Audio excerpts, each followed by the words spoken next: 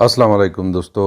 आज हम डिस्कस कर रहे हैं the magnetic force on a moving charge. दोस्तों, मैग्नेटिक फील्ड की प्रॉपर्टीज़ को समझने के लिए सबसे पहले हम मैग्नेटिक फील्ड के अंदर एक मूविंग चार्ज पर जो फोर्स लगती है उसको स्टडी करते हैं।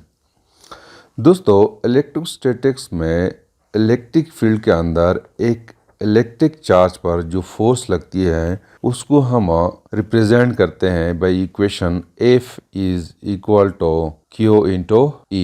इस इक्वेशन को यूज़ करते हुए हम इलेक्ट्रिक फील्ड को टेस्ट कर सकते हैं, उसकी डायरेक्शन को भी फाइंड आउट कर सकते हैं और उसकी मैग्नीट्यूड को भी हम फाइंड आउट कर सकते हैं। बिल्कुल इसी तरह मैग्नेटिक फील्ड को टेस्ट करने के लिए हमें एक एक्सप्रेशन चाहिए, एक इक्वेशन चाहिए जिसके थ्रू हम मैग्नेटिक फील्ड को टेस्ट कर सके, यानी उसका मैग्नीट्यूड हम टेस्ट अगर करना चाहें तो कर सके और उसकी डायरेक्शन अगर हम फाइंड आउट करना चाहें तो हम डायरेक्शन फाइंड आउट कर सके। या अगर हम कहें कि एक रीजन है, क्या इस रीजन में मैग्नेटिक फील्ड है कि नहीं। तो मैग्नेटिक फील्ड को टेस्ट करने के लिए हमें एक इक्वेशन चाहिए, जिस तरह इलेक्ट्रिक फील्ड के लिए इक्वेशन है। यहाँ पे अगर एक रीजन है, उस रीजन में किसी चार्ज पे फोर्स अप्लाई हो रहा है तो इसका मतलब ये होता है कि इलेक्ट्रिक फील्ड है। सिमिलरली हम एक इक्वेशन डिराइव करेंगे फोर्स के लिए। तो अगर फोर्स की हमारे पास कुछ वैल्यू आती है उस इक्वेशन के थ्रू, तो इट मीन्स कि उस रीजन में मैग्नेटिक फील्ड है और उसकी डायरेक्शन और मैग्नीट्यूड हम फिर फाइंड आउट कर सकते हैं। तो इस इक्वेशन को डिराइव करने के लिए हम एक यूनिफॉर्म मैग्नेटिक फील्ड कंसीडर करते हैं और हम उस मैग्नेटिक फील्ड में एक चार्ज को मूव कराते हैं। तो जब हम उस यूनिफॉर्म मैग्नेटिक फील्ड में चार्ज को मूव कराते हैं तो हमें कुछ ऑब्जर्वेशंस देखने को मिलते हैं और उस ऑब्जर्वेशन से हमें पता चलता है कि मैग्नेटिक फोर्स जो है वो कौन से पैरामीटर्स पे डिपेंड करते हैं। तो उनमें सबसे पहला ऑब्जर्वेशन यह है कि the magnitude of magnetic force is proportional to the magnitude of charge. मतलब ये कि लेट्स सपोज हमारे पास ये एक मैग्नेटिक फील्ड है, यूनिफॉर्म मैग्नेटिक फील्ड है और उसमें दो चार्जेस हैं। एक चार्ज जो है उसकी मैग्नीट्यूड जो है वो 2 माइक्रो कूलम है और दूसरा चार्ज जो है उसकी मैग्नीट्यूड जो है वो 1 माइक्रो कूलम है। तो इन दोनों चार्जेस को हम मूव कराते हैं इस मैग्नेटिक फील्ड में। तो इन दोनों में से सबसे ज़्यादा मैग्नेटिक फोर्स जो होगा वो इस चार्ज पे होगा, क्योंकि इसका मैग्नीट्यूड जो है वो ज़्यादा है।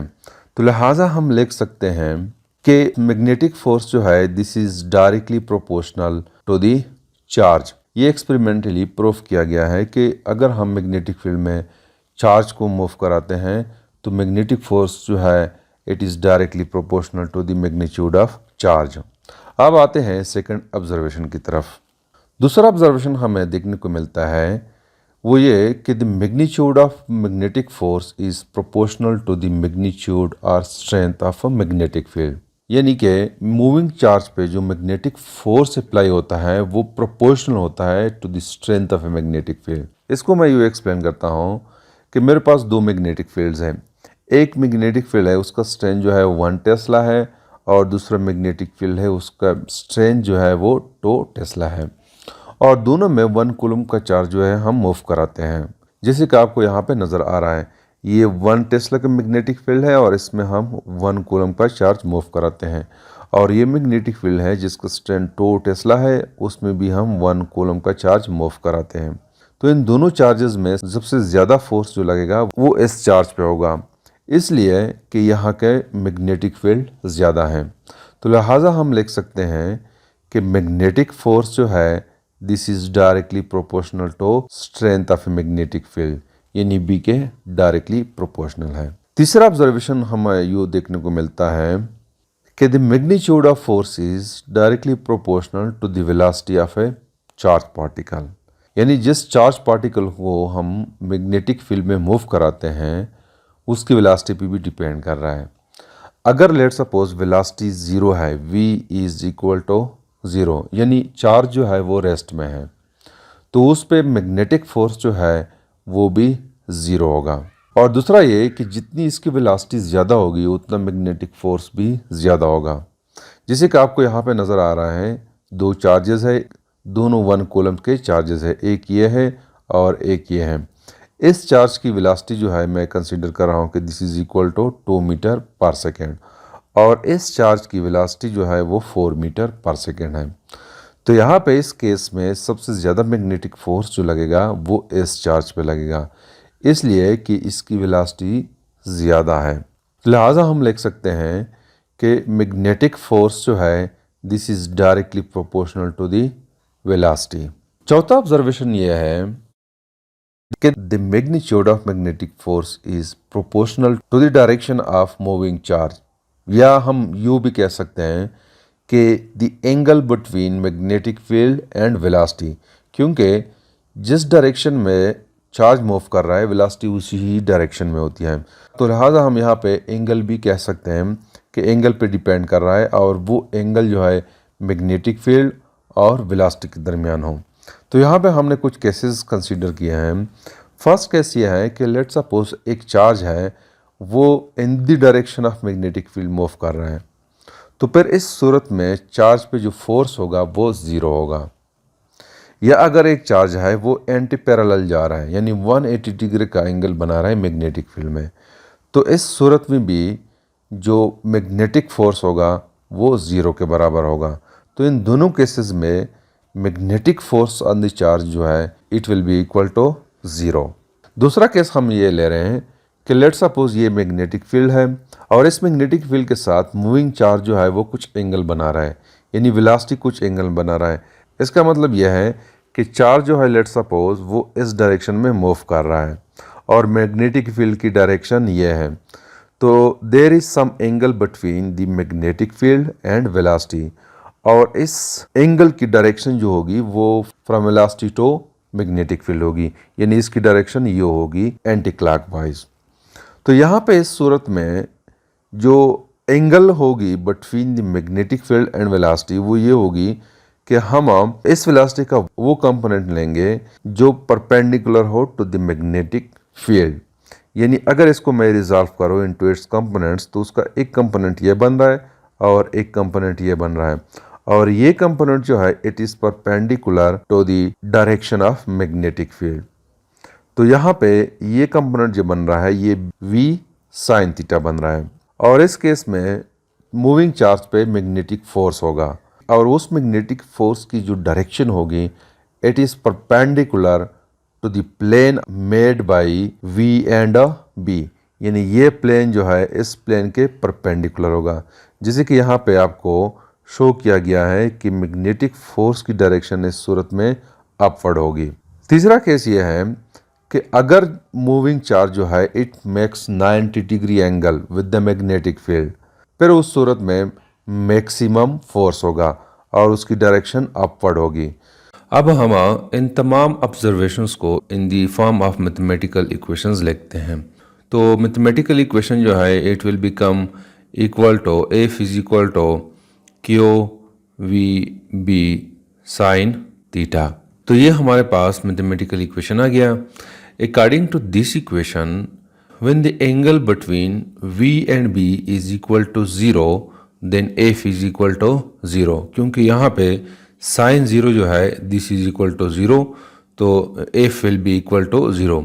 जैसे कि हमने यहाँ पे डिस्कस किया था कि अगर चार्ज जो है ये मूव कर रहा है along the direction of magnetic field, तो वेलोसिटी की डायरेक्शन जो है वो भी along the direction of magnetic field होती है। तो इस केस में v और b के दरमियान जो एंगल है वो ज़ीरो है, तो यहाँ पे इस चार्ज पे कोई फोर्स नहीं होगा। तो लिहाजा according to this equation f will become equal to zero. दूसरी बात ये कि अगर एंगल 180 डिग्री है तब भी f की वैल्यू ज़ीरो है, क्योंकि साइन 180 जो है this is equal to zero.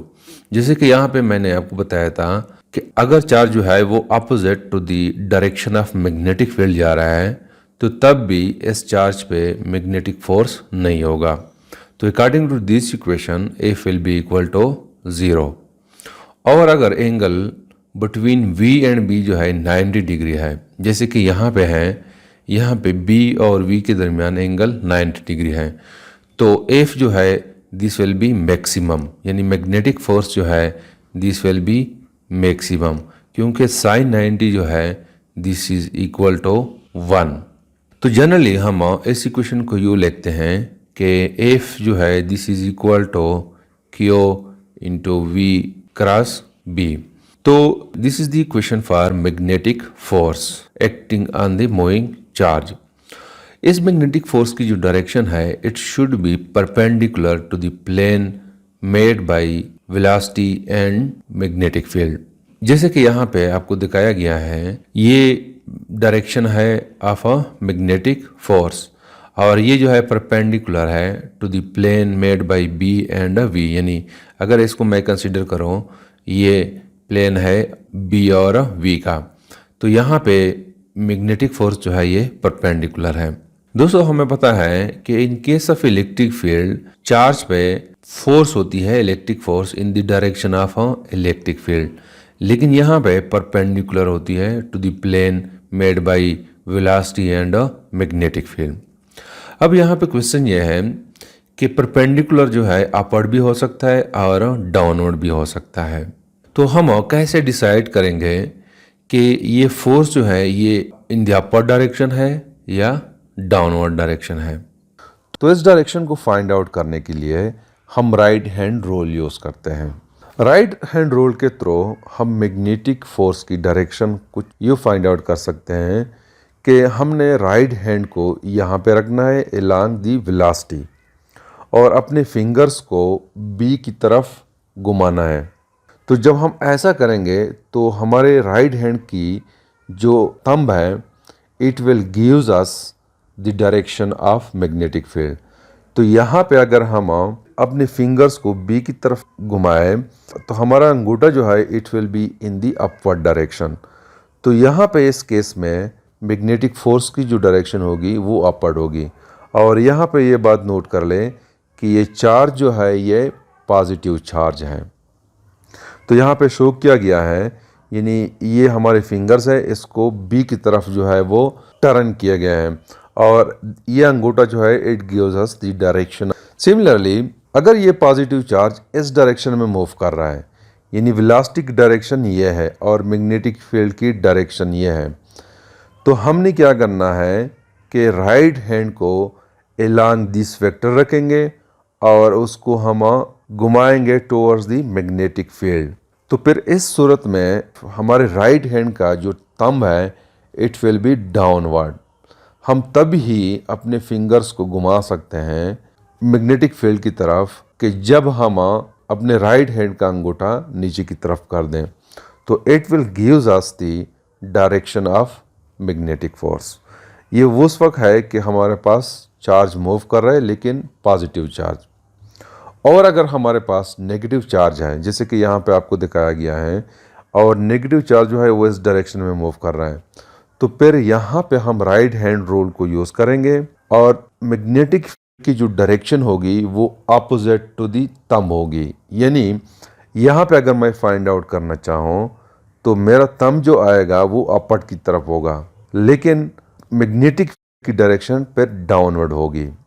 Similarly यहाँ पे अगर नेगेटिव चार्ज इस तरफ मूव कर रहा है और मैं मैग्नेटिक की डायरेक्शन को फाइंड आउट करना चाहूँ तो मेरा थंब जो है वो नीचे की तरफ आएगा और मैग्नेटिक फोर्स की डायरेक्शन जो होगी वो अपोजिट टू दी थंब होगी। यानी थंब हमारा नीचे की तरफ आ रहा है, चूंकि नेगेटिव चार्ज है तो लिहाजा it will be opposite to the direction of thumb, यानी थंब नीचे है मैग्नेटिक फोर्स अपवर्ड है। तो ये जो है हम राइट हैंड रूल को मैग्नेटिक फोर्स की डायरेक्शन के लिए यूज कर सकते हैं। अब हम सपोज करते हैं कि लेट सपोज हमारे पास दो अपोजिट चार्जेस है बट इक्वल चार्जेस हैं, एक पॉजिटिव चार्ज है और एक नेगेटिव चार्ज है और दोनों चार्जेस को हम मूव कराते हैं in the same magnetic field. तो इस सूरत में दोनों चार्जेस पे जो मैग्नेटिक फोर्स होगा उसका मैग्नीट्यूड तो सेम होगा लेकिन उसकी डायरेक्शन अपोजिट होगा। जैसे कि यहाँ पे आपको दिखाया गया है ये पॉजिटिव चार्ज है, ये मूव कर रहा है इस डायरेक्शन में, तो फिर यहाँ पे मैग्नेटिक फोर्स की जो डायरेक्शन होगी according to right hand rule वो अपवर्ड होगी और यहाँ पे नेगेटिव चार्ज है वो भी सेम डायरेक्शन में मूव कर रहा है लेकिन यहाँ पे मैग्नेटिक फोर्स की जो डायरेक्शन होगी वो डाउनवर्ड होगी। इन दोनों फोर्सेस का मैग्नीट्यूड सेम है लेकिन डायरेक्शन जो है वो अपोजिट है। अब मैं फाइंड आउट करता हूँ यूनिट ऑफ मैग्नेटिक फील्ड। तो दोस्तों हमें पता है कि F जो है this is equal to Q V into B. अगर मैं B की यूनिट फाइंड आउट करना चाहूँ तो मैं इस इक्वेशन के थ्रू फाइंड आउट कर सकता हूँ। तो B जो है this will be equal to force divided by charge into velocity. तो यहाँ पे फोर्स की जो यूनिट है वो न्यूटन है और चार्ज की यूनिट है वो कूलम है। वेलोसिटी की यूनिट जो है वो मीटर पर सेकंड है। तो इसको मैं यूँ लिख सकता हूँ कि newton divided by coulomb per second into meter. यहाँ पे कूलम पर सेकंड जो है this is the unit of current और करंट की यूनिट जो है वो एम्पेयर है। तो लिहाजा मैं लिख सकता हूँ कि Newton per ampere into metre. तो ये बी की यूनिट हो गया और इसको हम टेस्ला कह सकते हैं कि this is equal to 1 tesla. और 1 टेस्ला जो है this is also equal to 10⁻⁴ gauss. दोस्तों हमारी अर्थ की जो मैग्नेटिक फील्ड है उसकी मकदार है 10⁻⁻⁴ टेस्ला, या हम कह सकते हैं कि this is equal to 1 gauss के बराबर है। सिमिलरली एटम के इंटीरियर में जो मैग्नेटिक फील्ड होता है उसकी स्ट्रेंथ जो होती है वो 10 टेस्ला के बराबर होती है। सिमिलरली हमारा जो जिस्म है उसमें भी वीक इलेक्ट्रिक करंट होता है। तो हमारे मसल्स जो है उसकी वजह से जो मैग्नेटिक फील्ड प्रोड्यूस होता है उसकी जो मकदार होती है this is equal to 10⁻⁻10 tesla के बराबर होती है। और हमारे ब्रेन जो है उसकी मैग्नेटिक फील्ड जो होती है वो 10⁻⁻12 टेस्ला के बराबर होती है। तो this is something about the magnetic force on a moving charge. Thank you.